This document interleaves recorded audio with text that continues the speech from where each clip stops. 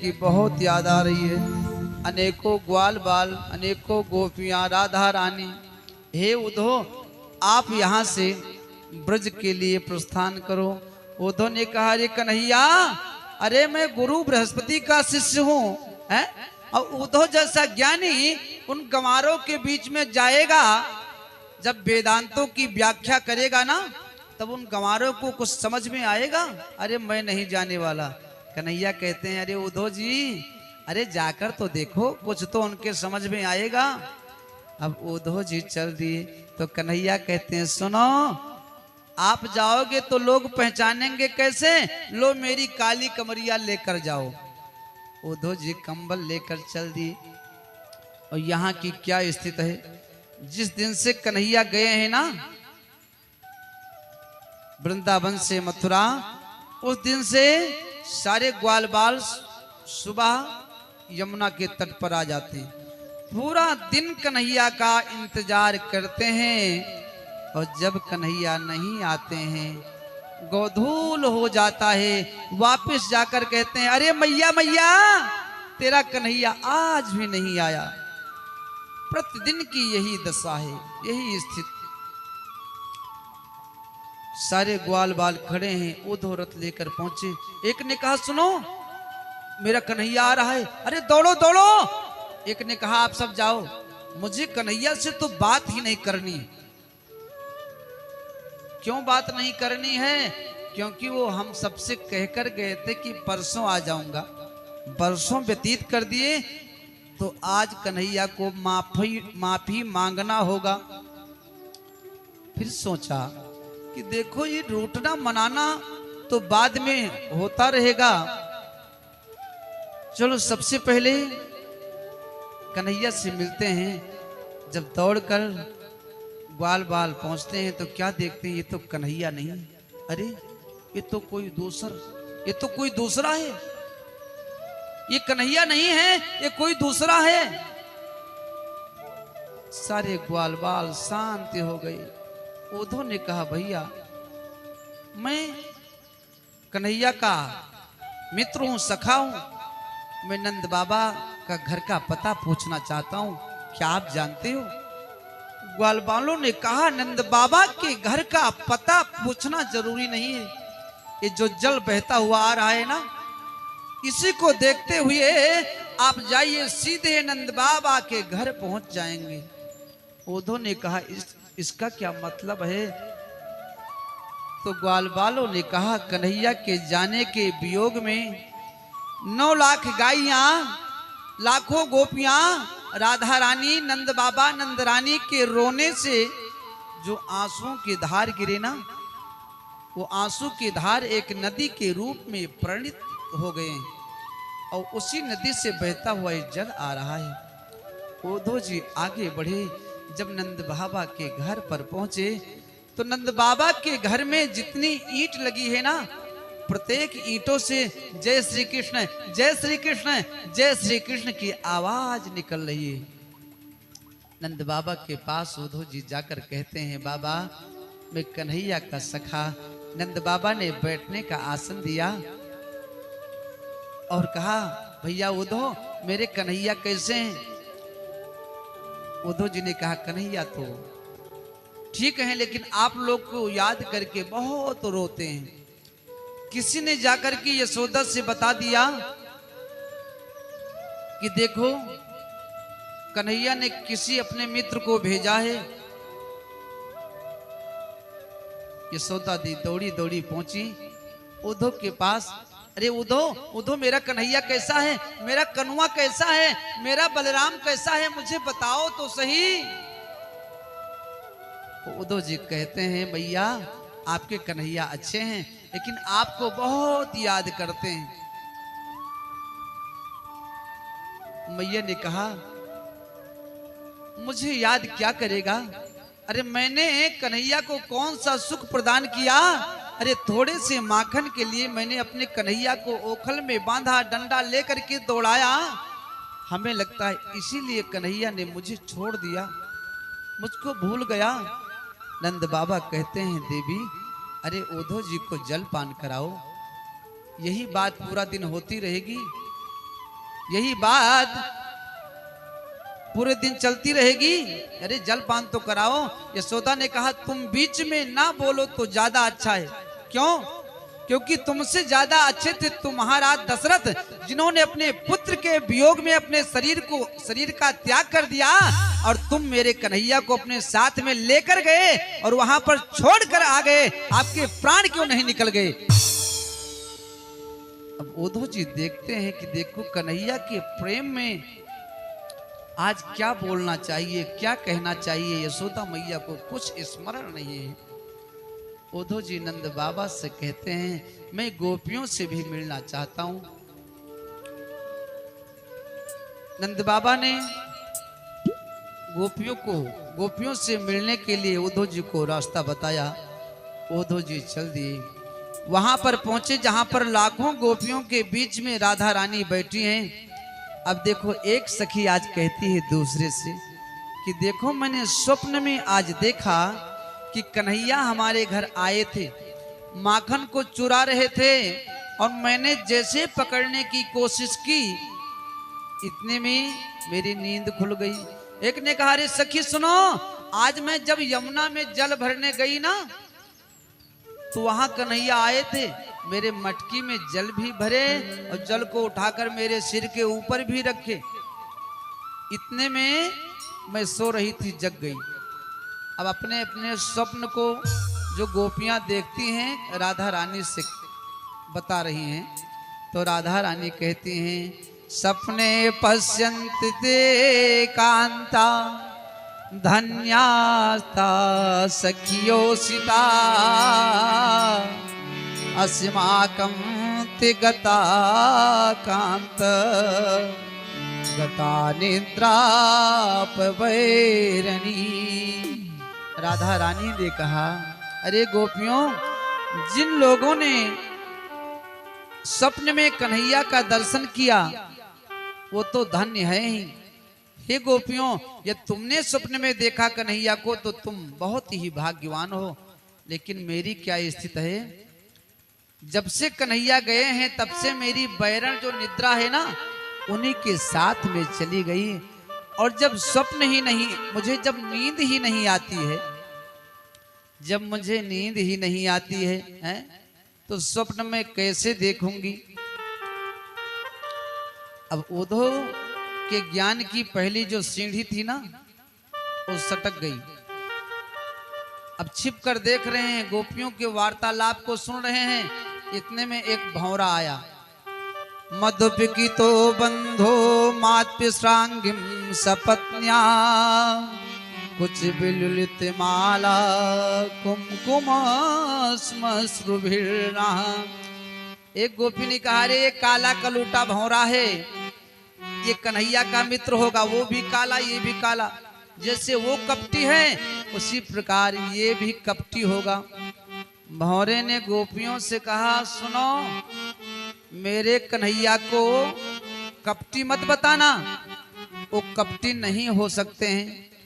तो गोपियां कहती हैं सुनो, आपके कन्हैया से जिसने प्रेम किया उसको कष्ट के सिवा और क्या मिला। भौरे ने कहा किसको कष्ट मिला। तो गोपियां कहती हैं सुनो, राजा शिव ने प्रेम किया तो अपने शरीर को काट काट करके तराजू पर तौलना पड़ा, और महाराज हरिश्चंद्र ने प्रेम किया तो डोम के घर जाकर के पानी भरना पड़ा। राजा दशरथ ने प्रेम किया तो उन्हीं के वियोग में शरीर का त्याग करना पड़ा। मोरध्वज ने प्रेम किया तो आरे से अपने पुत्र के शरीर को चीरना पड़ा। अरे जिसने आपके कन्हैया से प्रेम किया उनको दुख के सिवाय सुख कहाँ मिला। दूसरी गोपी कहती सुनो, इस प्रकार बता रही हो ना, इस प्रकार कह रही हो, कहीं ये जाकर के भौरा कन्हैया से न बता दे। तब गोपियां कहती हैं हे भौरे, जो कुछ मैंने कहा आप जाकर के कन्हैया से इस बात को मत कहना। इतने में उद्धव जी पहुंचे। गोपियों मैं प्रणाम करता हूं, अरे मैं कन्हैया का मित्र हूं उद्धव। और सुनो, जिनको आप साधारण समझती हो ना कन्हैया को, अरे वो कोई साधारण पुरुष नहीं है, वो ब्रह्म है और ब्रह्म निराकार होता है। आप अपने मन को निराकार में लगाओ, आपका कल्याण हो जाएगा। उस तो गोपियां कहती हैं सुनो, हमारे पास एक मन था, सो मैंने कन्हैया में लगा दिया। अब हमारे पास दूसरा तीसरा चौथा है 10-20 मन होते तो मैं जगह जगह लगाती कि ऊधो मने ना भये 10-20 मने ना भये 10-20 मने ना भये 10-20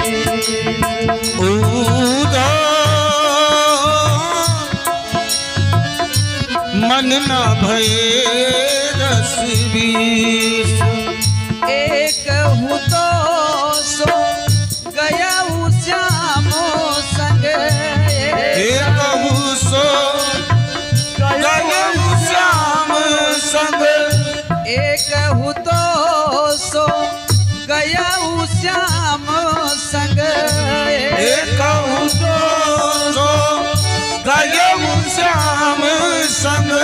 अब कोई राधा यही से ऊधो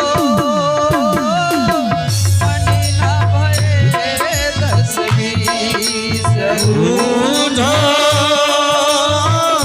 मन ना भये 10-20 तुम तो सखा श्याम सुंदरी के, तुम तो सखा श्याम सुंदरी के, सकल जगत के ईश ऊधो मन ना भये 10-20 ऊधो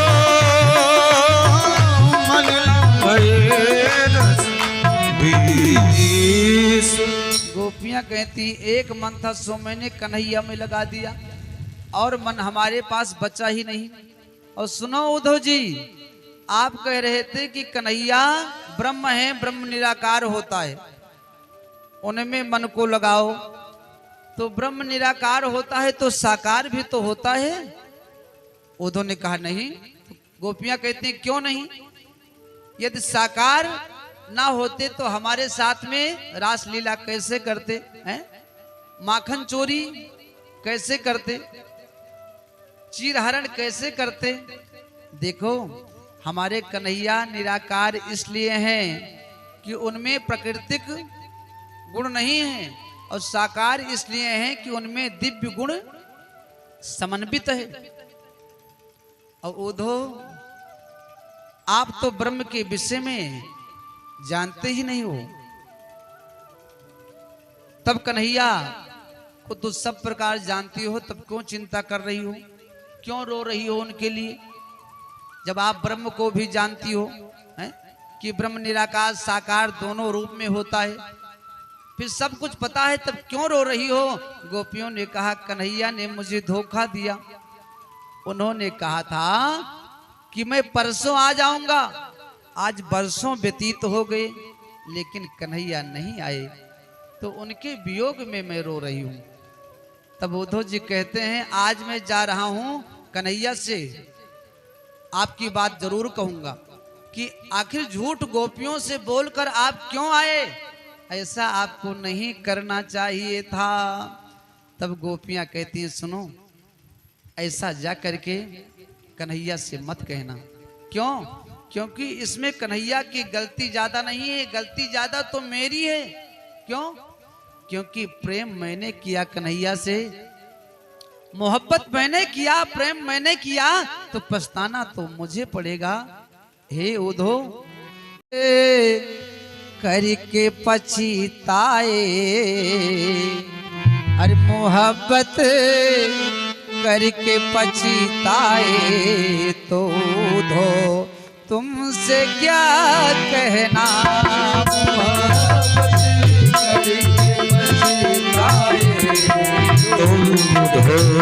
तुमसे क्या कहना।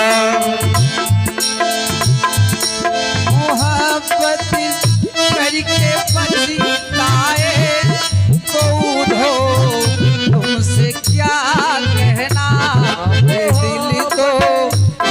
ये दिल तो उनको अपनाए तो उधो तुमसे क्या कहना। ये दिल तो उनको अपनाए तो उधो तुमसे क्या कहना। मोहब्बत करके पछताए तो उधो तुमसे क्या कहना। ओ मोहब्बत करके पछताए तो उधो तुमसे क्या कहना।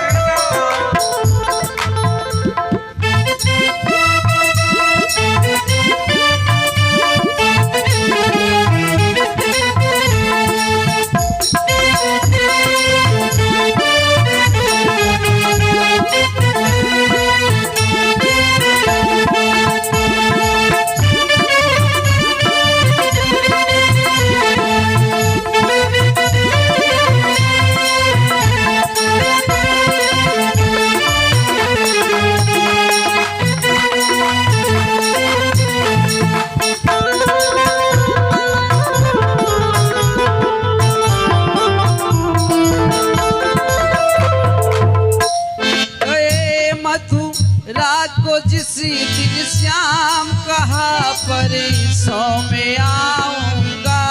गए मथुरा को जिस दिन श्याम कहा गए मथुरा को जिस दिन श्याम कहा परसों में आऊंगा। गए मथुरा को जिस दिन श्याम कहे परसों को आऊंगा। वो झूठा झूठ बोले जाए तो दो तुमसे क्या कहना। वो झूठा झूठ बोले जाए तो दो तुमसे क्या कहना। मोहब्बत करके पछताए तो दो तुमसे क्या कहना। मोहब्बत करके पछताए तो दो तुमसे क्या कहना।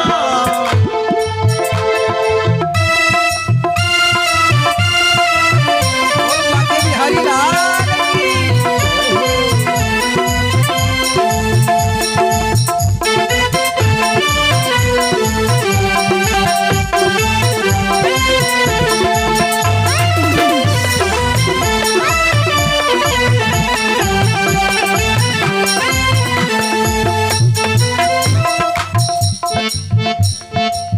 कहती देखो मैंने मोहब्बत किया प्रेम किया तो कष्ट तो मुझे उठाना पड़ेगा। हे उधो मेरे जीवन की ये डोरी श्याम चरणों में बंधी उधो। मेरे जीवन की ये डोरी श्याम चरणों में बंधी उधो। मेरे जीवन की ये डोरी श्याम चरणों में बंधी उधो। मेरे जीवन की ये डोरी श्याम चरणों में बंधी उधो। वो कपटी रिश्ता तोड़ जाए तो उधो तुमसे क्या कहना।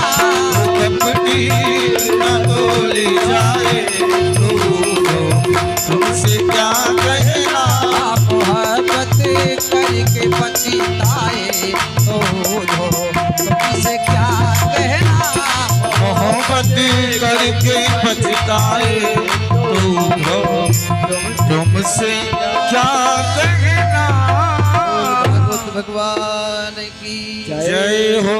गोपियां कहती हैं इसमें सारी गलती हमारी है, कन्हैया की कुछ गलती नहीं है। प्रेम मैंने किया तो पछताना मुझे पड़ेगा। और देखो उद्धव जी यदि मैं चाहूं तो दिन भर में 2 बार जाकर के मथुरा कन्हैया से मिलकर आ सकती हूँ, लेकिन मैं नहीं चाहती हूं कि मेरे कारण कन्हैया को किसी प्रकार का कष्ट पहुंचे, इसलिए मैं नहीं जा रही हूं। अब इधर उद्धव ने कहा था कि मैं 2 घंटों में वेदों की व्याख्या करके आ जाऊंगा, हैं? क्योंकि वो लोग गंवार हैं, कुछ समझेंगे नहीं हमारी भाषा को। लेकिन आज क्या हुआ, पूरे 6 महीने व्यतीत हो गए कि उद्धव मन ही चेती तब आयो और वृंदावन 6 मास बितायो। 6 महीने व्यतीत हो गए। आज उद्धव जी गोपियों के चरणों में नहीं, गोपियों के चरणों के धूल को उठाकर मस्तक से लगाते हैं। और उद्धव जी चल दिए कि उद्धव सुधो चले पड़े। अरे सुनी गोपिनी को बैन, अरे ज्ञान बजाई डुमडुमी, लेकिन प्रेम बजायो ढोल। प्रेम के आगे उद्धव जी का ज्ञान फीका पड़ गया।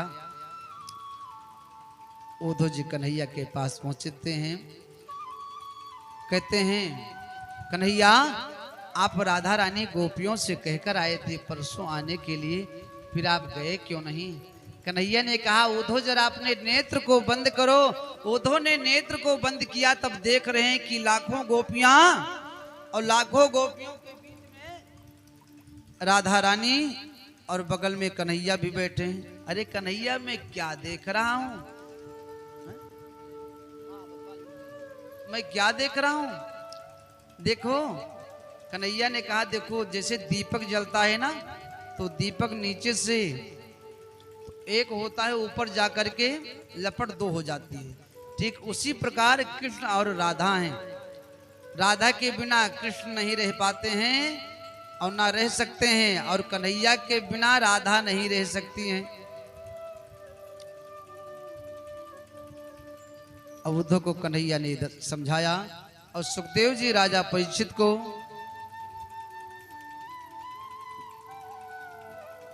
कालियवन के मृत्यु के विषय में श्रवण कराया।